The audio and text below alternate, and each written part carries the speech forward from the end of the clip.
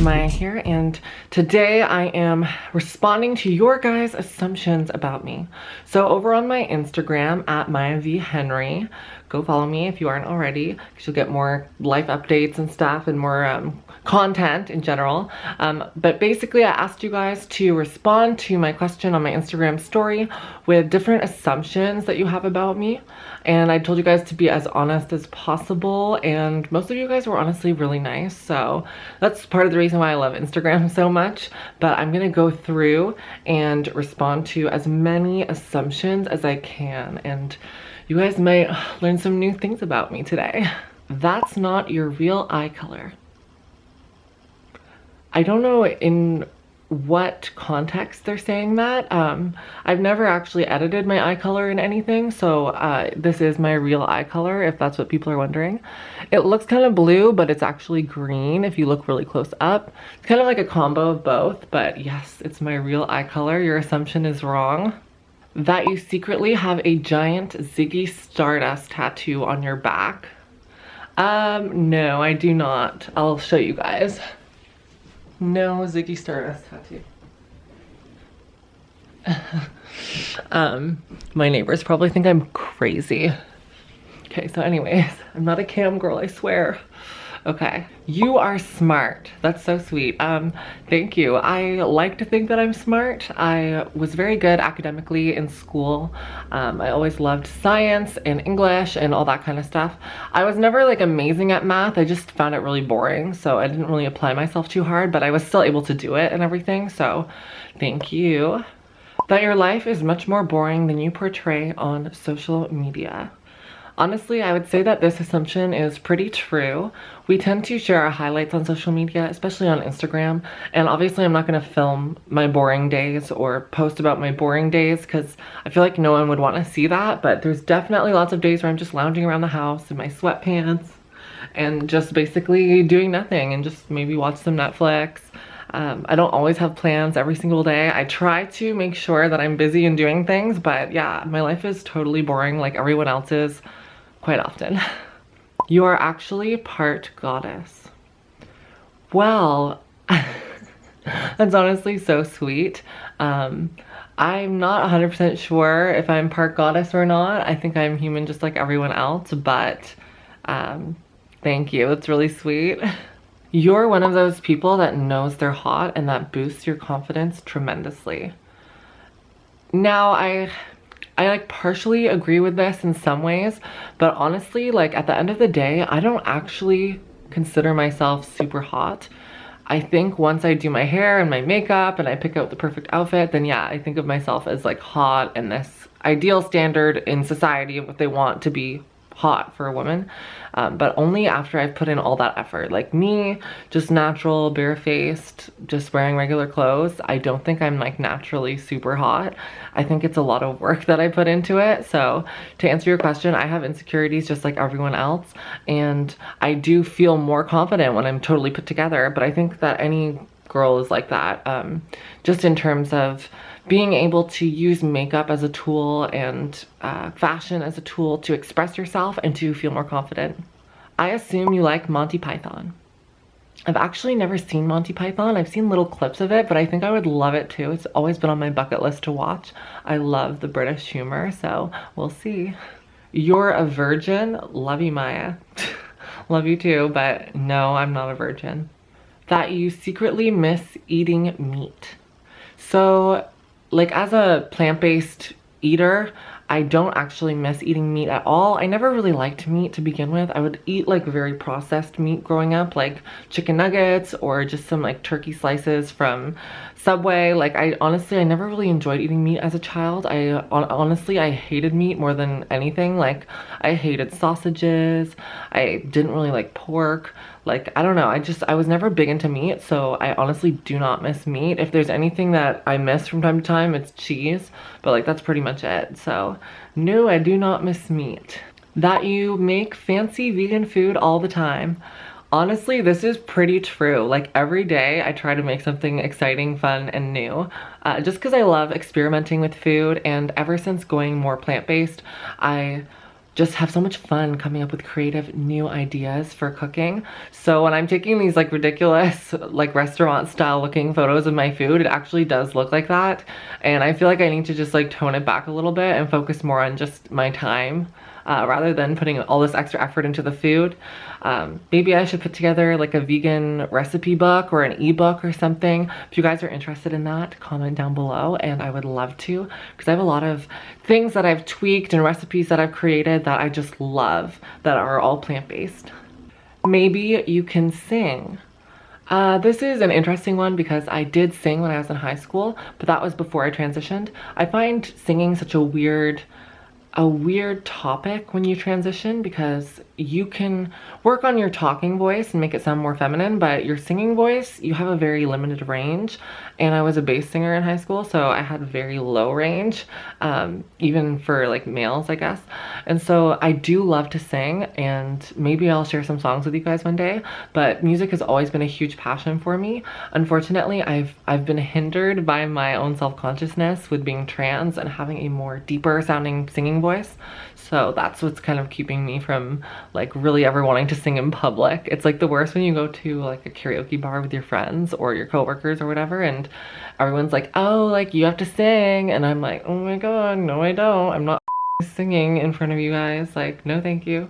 So I think that's something I need to work on confidence wise. I assume you feel more comfortable, safer around women than men. That's pretty true most of the time. I'm starting to become more comfortable around both of those genders. Obviously you feel even more comfortable around LGBT people because you just feel like you have something in common with them.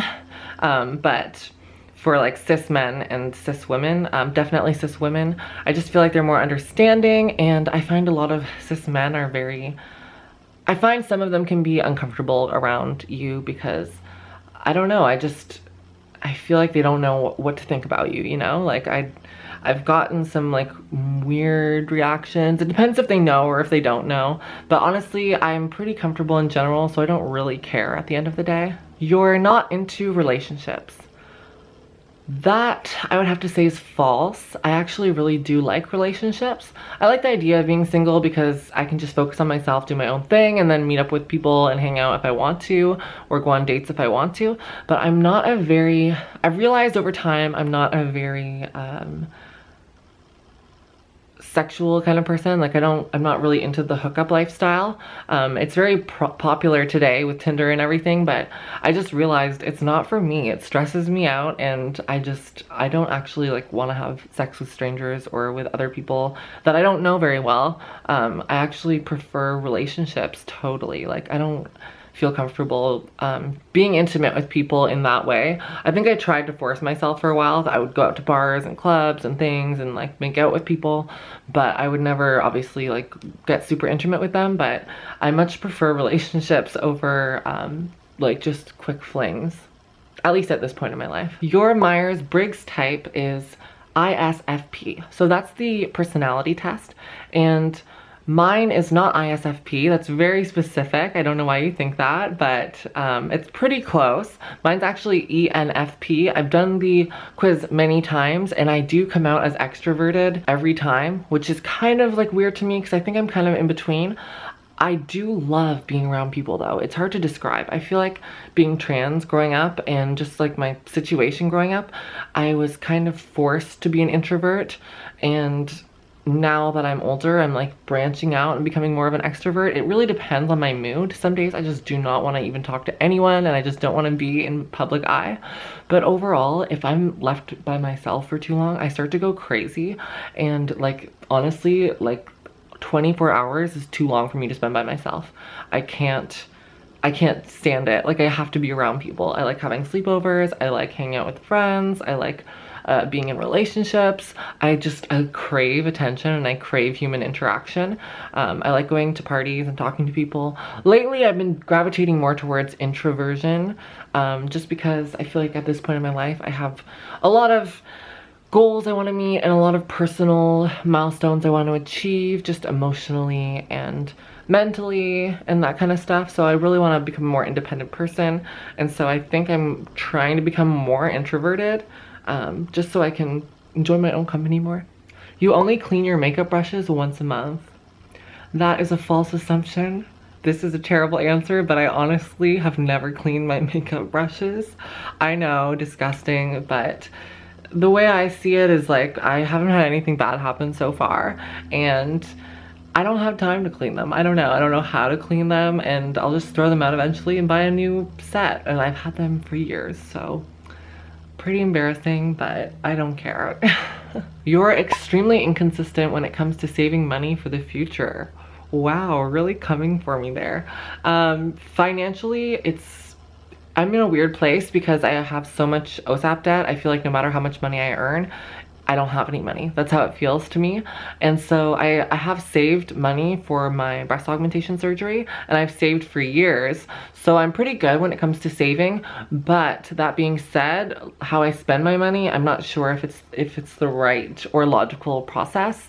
I think I should probably be paying off my student debt in larger quantities. However, I don't want to wait till I'm in my 30s in order to get surgeries that will enable me to live a happier, fuller life. So that being said, I am planning on spending my savings so that I can start enjoying my life to its fullest potential at a younger age, and then I'll worry more about the OSAP debt as it comes. I'm trying not to get stressed about it because worrying doesn't solve anything and it just ages you. So I'm not gonna like go super into financial stuff, but I'm doing my best. You have extremely bougie tastes. True. I honestly do. I can't deny that. Like other pretty slash passable trans women, you seem to want to put that about you behind. So I'm guessing this person's basically saying that like once I'm got my surgeries and stuff, I no longer want to be trans labeled or whatever, and I want to put that kind of life behind me. It's an interesting concept because I have this feeling that once I'm done my physical transition, or whatever you want to call it, I do feel like I will be less attached to the label of trans. I will always be trans, and I've created this channel and this content to help inspire and educate people in the trans community and outside of the trans community. So I'm never going to be ashamed of being trans, but some part of me does feel like maybe I will feel less a part of this demographic of people because I will have less in common, if that makes sense. Plus, I don't want to live my life behind a label, you know? I want to like live my most authentic self. So I don't want to throw that label away once I'm physically transitioned, but at the same time, I don't want to let it control my life. So I hope that answers that. You're way too kind and don't speak your mind. That's true in a lot of contexts, especially when I'm at work or when I'm hanging out in group environments. I'm very passive in a lot of ways. I don't really like causing confrontation unless I know the person well, but I don't speak my mind a lot. I'm very observational and calculating. Like I often will gauge how a situation will go in my head rather than just speaking my thoughts out loud, for sure. And sometimes that gets me into some trouble because I really should speak up more. I feel like you're hiding a lot about yourself and I'd love to hear more. I probably am hiding a lot about myself. I mean, I share so much with the internet, but still, I know that there's a little bit of a barrier with authenticity when it comes to filming, just because I'm speaking to a camera, and obviously there's some stuff I'm gonna hold back in my life. But I do try to be as authentic as possible. But I think this year I'm gonna explore more areas of myself with you guys that I've never gone through before, and I just want to create more authentic lifestyle content. So you are not a natural blonde. That's partially true, for sure. This is my natural hair color up here. It's like a light brown, I would say. I was born blonde, and I think through puberty my hair went darker. So yeah, I naturally have like a light brown hair color. But I do have blonde in my family, so I think that's why it kind of looks a little bit more natural on me when I get it done. But yeah, I'm not like naturally this blonde. Nope. You can speak French. Un peu. J'étudiais français en Malaco. I don't know if that's right. I studied French when I was in elementary school and high school, and it was core French in Canada, which is not very thorough, and I really don't know much of it anymore because it's been years, but I do love learning languages and I do love French, so that's one of my bucket lists to like become more fluent in French. I'm really not that good. You're not actually vegan. Now this is an interesting assumption. I don't really know what I want to say about this, but I do have an honest moment for you guys. I am a plant-based food eater, so I wouldn't call myself like full vegan. I've done a little bit more research, and I'm not full vegan because there's products that I use that I'm not sure if they're tested on animals or not, and there's pieces of clothing I own that may or may not have like suede in them or some kind of animal product, like maybe a wool sweater or something. I haven't done like a thorough check of all my clothes and stuff, so I'm not gonna like label myself as a lifestyle vegan. I am a plant-based food eater most of the time, so that's another thing that I feel like might piss off a few hardcore vegans. I was a very hardcore plant-based vegan when I first started and for a couple of years. However, I made a pact with myself that in certain situations, like say there's food being thrown out and it's going to waste, I will eat like the dairy, or like if there's cheese or something. I never had a problem with eating it beforehand. It doesn't gross me out. And so if there's situations like that ethically, I will have it. And then in addition to that, if there's absolutely no vegan options for me when I'm out, I go out all the time with my friends, or if I'm on a set for a film or something. A lot of the time when I was hardcore vegan, there really wasn't many options. It was always a garden salad or veggies without dip, and it was not very sustainable for me. So I was in a lot of situations where I had a hard time, and it was impossible to meal prep because it would be like a full day and I'm not gonna bring 3 meals with me, or I'm not gonna, you know. So I found that I was actually losing a lot of weight because I was restrictive eating. I was refusing to eat because it wasn't vegan, or, you know. So I made a rule with myself to put my health first, and so in those situations I will have dairy. So if it's like we're out and there's absolutely nothing vegan, I will try to modify and get everything vegan. I will go through as much effort as I can, but at the end of the day, I'm not 100% plant-based. Like I only buy plant-based groceries, I only cook plant-based, but on occasion I'm in situations where I will have vegetarian meals. I will never eat meat though. I can't do that. No, thank you. But that's just an honest moment. I hope you guys can respect that, and just know that my passion is with veganism, and I think that even if people take 1 to 2 days out of their week to be vegan, that will already make a huge environmental impact. And I'm all about spreading the plant-based message and the inclusivity of it, and creating recipes and sharing them with you guys. I will only ever keep sharing plant-based stuff with you guys because it's what I'm passionate about. I assume you're a big